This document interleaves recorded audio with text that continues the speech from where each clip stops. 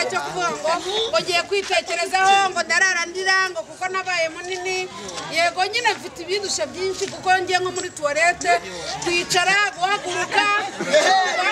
noneho kandi ikindi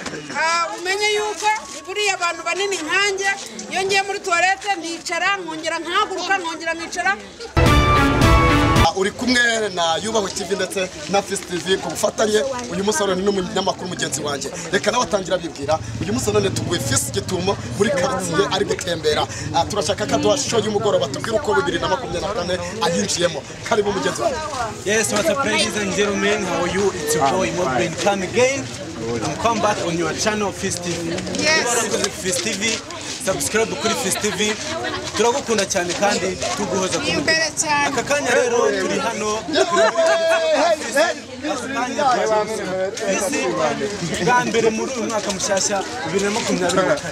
Fist bimeze bite amakuru? Ewa ndashima Imana ibintu ni waneza ewa. Ngira ngo muri kubibona ko mba nibereye quartier nambaye ibintu bibimpaye amahoro. Ewa ni binari fresh. Ni kumwe n'abapampe baje. Ikigaragara ko abanyarwanda baragukunda uyu munsi tugusanze quartier turaza kugenda dutembera tugenda nta kibazo kumva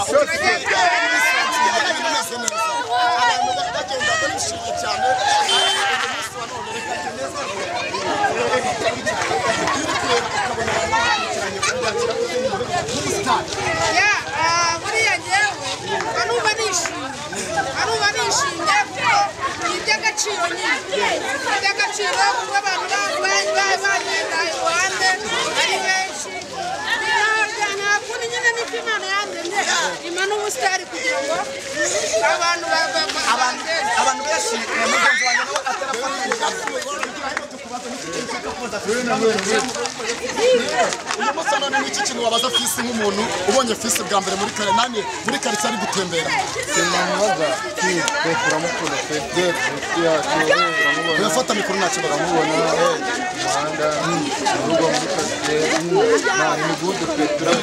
uramwishimye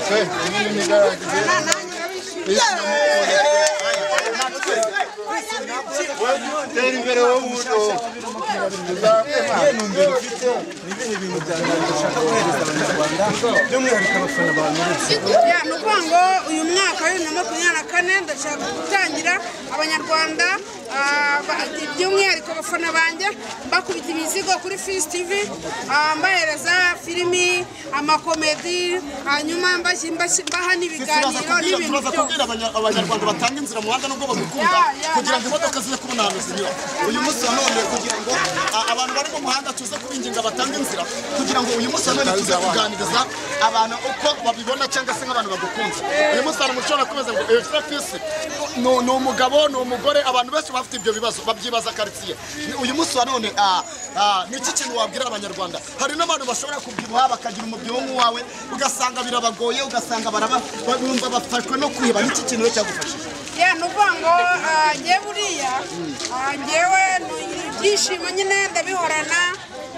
kandi ikindi ntabwo njya nitekerezaho niyo mpamvu nkora mu dushya twanjye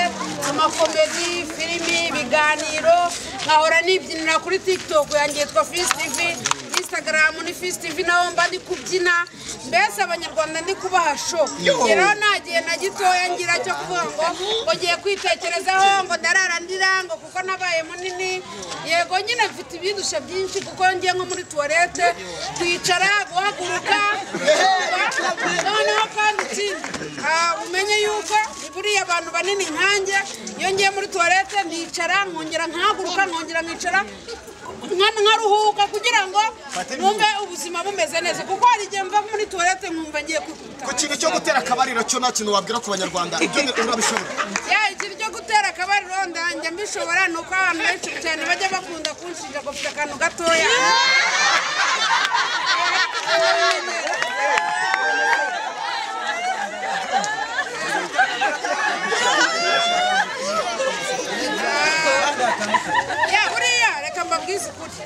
ntazagira umuntu ukubeshya ngo umuntu munini ngo bafite ngo igitsina kinini cyangwa se kirekire cyane oya nyine kubera ukuntu ugenda ubyimba ubyibuha kigenda nacyo kigenda ushobora no gushibuka cyagiye oya ntabwo ari gato ariko nyine ni wabasha kurongora umugore ungana ute ni munini ni umutoya nibura ibiro 40 cyangwa 35 kandi akaba atari muremure cyane iyo atari muremure cyane uyu munsi none nk'abakobwa ba diaspora baragukunda kenshi bakwandikira bagusaba urukundo cyaka ko mwabana wowe ubabwira iki na diaspora icyo nakubwira hari umurundi wari umereye nabi mu minsi ishize umurundi kazi abwira ati rwose ngewe ndashaka kuva iwacu anyereka ko yagiye gufata laissez passer aravuga ngo arashaka ko dukundana kandi naramubwiye ati rwose nge ntabwo ndabitekereza kuko nashatse umugore wa mbere turatandukana nsanga rero ntashaka undi mubutse nzabanza ngabanya ibiro n'ibyanga ubwo mbyiyoneye vango umubyibuho ugiye gutuma utazajya utera akabari gusa iki kintu koko ntabwo cyaba kibabaje cyangwa se abasenga nibasenga Imana ikakugabanyiriza ibiro cyangwa n'abantu batonya ukaba wabasanga ko ibiro byajya kuri bo ahubwo icyo nabwira abanyarwanda bo barya bitonze urumva kandi umuntu uzi ko afite ibiro byinshi nagerageze kubirwanya hakiri kare anywa amazi y'akazuyaza arya ibitoki bitogosheje barya n'amashu kuko nzi ko ari byo bigabanya umubiri nanjye ndi kubigerageza ubu ngubu kugira ngo ndeko nava naho turadukeye ariko ubundi kubyiba nyine biragorana tuvugana mfite ibiro 143 ariko niba ndagabanya ushobora kuba n'ibiro 3 byagiye hanyuma mu bintu bijyanye no kurya urya ibiryo bingana iki abantu benshi babyibaza yanjye ntabwo ndya ibiryo byinshi buriya yanjye nk'abasirimu abantu benshi cyane bazi ko nitereka nk'igisuniye kingana nka gutya hari n'umuntu watinya kukwakira mu rugo nta muntu watinya ahubwo reka ngukubita agashyi abantu benshi bansura nsanga yatetse nk'igisafuriya cyuzuye nk'umuceri n'inyama agateka ibinyama byinshi agateka amafiriti menshi nyine nsanga babitetse bavuga ati fisi ntabwo ntacyapfa kumuhaza kandi ngewe ni uturyo dukeya rwose reka tubwire abanyarwanda mbere yuko duha ijambo abaturage ndetse n'abafana none uyu mwaka nk'uko watubwiye ngo ufite ni akahe gashya kakubayeho wasangiza abanyarwanda kugira ngo babashe no guseka kuko bamwe mu bakomediye barenze ni akahe gashya kandi utubwire ukuri n'udusetse ni akahe gashya kakubayeho ku mpamvu z'agapira icyo nababwira ni uko mbabyiniye si bishimye ku binyamakuru mugenzi wanjye nk'uko abivuze reka uyu munsi wa none tweze kwegereza nta muntu ushaka kubaza ikibazo fisi nk'umuntu umukunda tugereze ijambo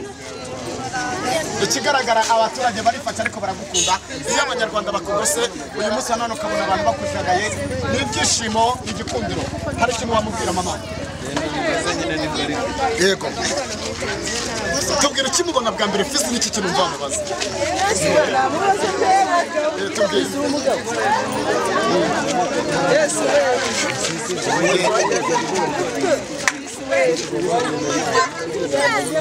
aravuze ngo nk'abantu bafite impano bashaka nabo kuba abasitari bakaba nkawe uyu munsi wa none ubwo abantu benshi bagera hejuru ntibashake kuzamura abo hasi n'iki kintu wamufasha nk'uyu mubyeyi uko umubona ni ukuvuga ngo ngewe buriya kuri Fisi TV mpora ntanga ikaze ni karibu nta kibazo uzaze tugufashe kuzamura impano yawe nimero yanjye ni 0788 umuntu wese subiramo iyo nomero abantu bayumve n'umuntu gukunda kanda akanyenyeri yaba mu diaspora y'umunyarwanda akanda akanyenyeri bona nuracyayakira ntacyo bitwaye ni 0788 ubu ngubu twaguze n'ibikoresho nagize amahirwe baha kamera n'ibindi bikoresho cyane rwose hanyuma rero urumva ni akazi tugomba gutangira uyu mwaka duha abanyarwanda show guys reka tubashimire rero uri kumwe na Samu uyu munsi wa none cyangwa se kuri mugenzi wanje Moben Kamgen uyu munsi wa none kuri Fisi TV cyangwa Yubahwe TV ugeze aho ngaho wakora subscribe ugasharinga ibiganiro byacu kugira ngo ugere ku banyarwanda abo hanze tubwira abarundi tubwira ibihugu bidukikize tubabwira ngo turabakunda ikindi mbabwira ngo bajye kuri Instagram yanjye yitwa Fisi TV bamfollowing hanyuma TikTok nayo ni Fisi TV naho bamfollowing hanyuma bakora na subscribe kuri Fisi TV hanyuma dukomeze tuhatwike ngewe nzabasha kugeza igihe nzapfira n'ubundi umunsi napfuye ubwo nyine nzaba nayamanitse guys ikintu nababwira mukomeze mukore subscribe kuri Face TV ndetse no kuri Yubaho TV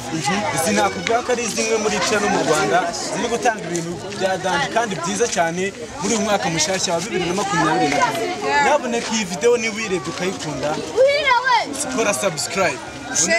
sangiza abaturage kandi usangize n'inshuti zawe nazo zibashije guseka kuko iyi video ndakeka izashimisha benshi kandi tuzabaha ibintu bya danje nkuko twabibasezeranye. turabashimiye cyane abanyarwanda abantu badukurikiranye enjoy turabakunda cyane